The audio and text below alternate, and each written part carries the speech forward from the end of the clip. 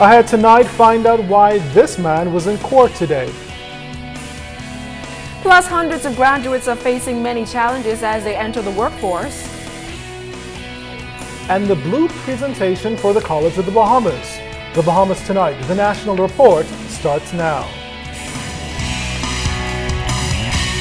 Now in HD.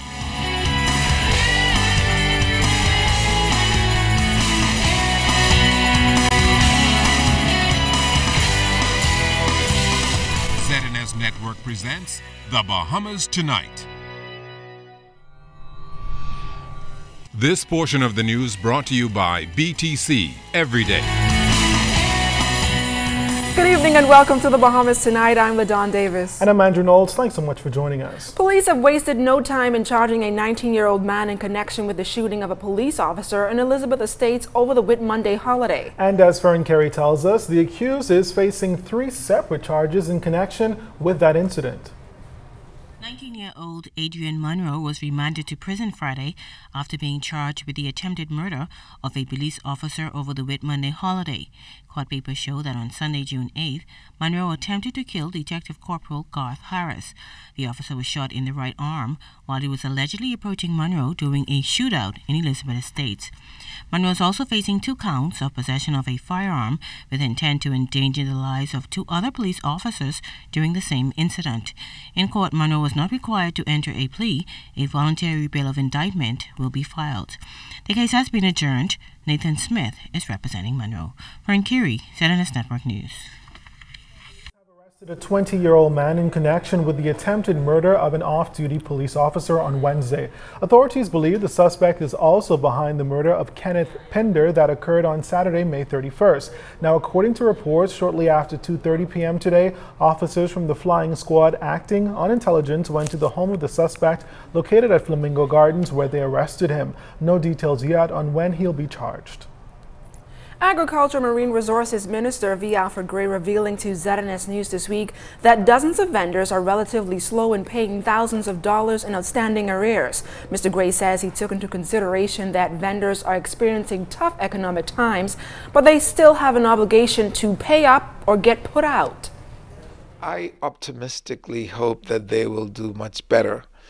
And I'm not sure whether it's because of harder times approaching again, or whether they are laxed in their efforts, but the speed with which we were collecting has slowed a little bit. There seemed to be a general effort to pay, but it may be just because they can't do much better. I've asked Mr. Cephas Cooper, who's now the civil servant in charge of Port-Ski and Arawaki, to look into the reasons for the slowdown in paying their arrears.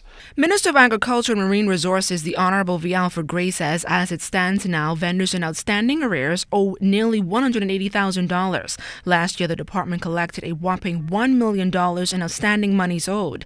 Now, ZNS News attempted to speak to several vendors Friday on the issue, but they were reluctant to discuss their finances with us.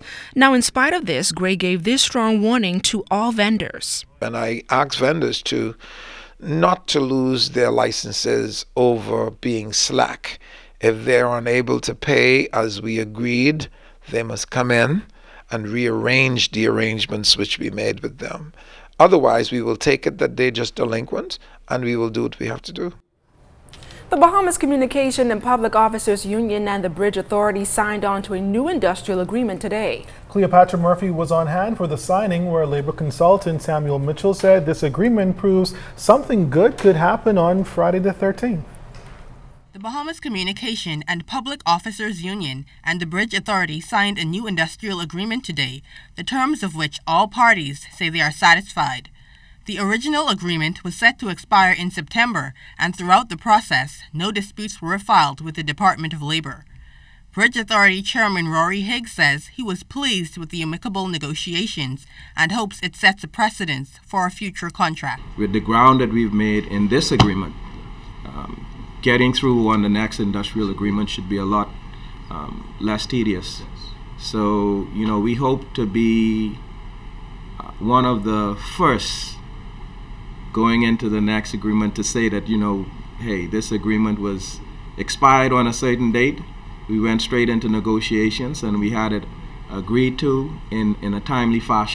BCPOU President Bernard Evans says, although the union is pleased with the agreement overall, there is one outstanding matter. That is the pension that we promised that we need to hurry up, wrestle ourselves around and to get that going. But all in all, we could not have hoped for a better team on your side. There were also some challenges, he says, as there were many members lacking benefits. Save for, again, the financial situation in the country. Of course, we wanted more for our members, but we understand that we were able to get them to understand that we will grow incrementally, getting them to the point where they ought to be, because they were so far down based on their salaries and stuff, considering other corporations or whatnot. Labor consultant Samuel Mitchell says the negotiation team worked hard to ensure it could reach an agreement that worked in everyone's favor. He called it a vast improvement upon the old one. Mitchell says he was pleased they established terms for the union and management to have quarterly meetings in addition to other agreements. We also offer reimbursement for educational training. For example, you sit the required test, you score an A, you get 100% reimbursement. For a B, 75% reimbursement, and of course for C, 50%. Mitchell says the agreement successfully brings the union into the 21st century. Cleopatra Murphy, ZNS Network News. Well, with union negotiations set to begin for the Bahamas Telecommunications Company on July 1st, Bahamas Communication and Public Officers Union President Bernard Evans says Leon Williams will be jumping into the fire when he takes the post of CEO. Nevertheless, Evans says he's pleased about Williams' appointment after BTC Chairman Phil Bentley announced Tuesday that Williams would be reinstated after present CEO Jeff Houston exits the post at the end of June.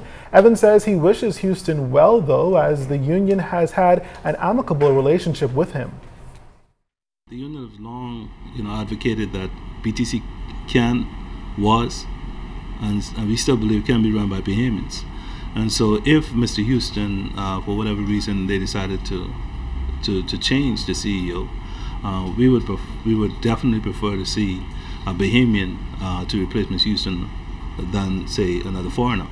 We were able to not get everything we wanted, but certainly more than 90% of the things we wanted, we were able to get from him. And so we wish him the best in whatever endeavors he may embark on. But we welcome Mr. Williams. Deputy Leader of the Free National Movement, Loretta Butler Turner, called Williams' appointment, quote, nothing short of a major step backward, end quote.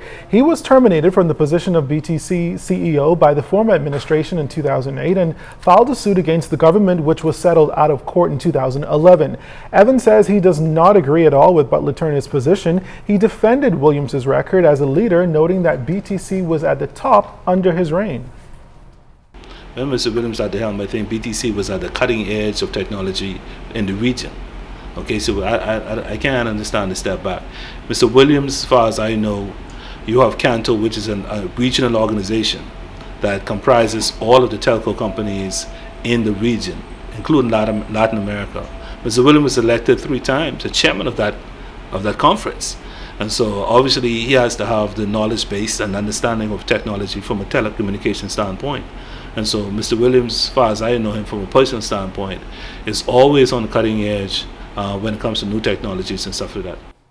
Well, also coming to Leon Williams' defense was Minister of Education, the Honorable Jerome Fitzgerald, who took issue with Butler Turner's statements about Mr. Williams. The Marathon MP blasted the opposition's deputy, saying BTC excelled under Williams' leadership.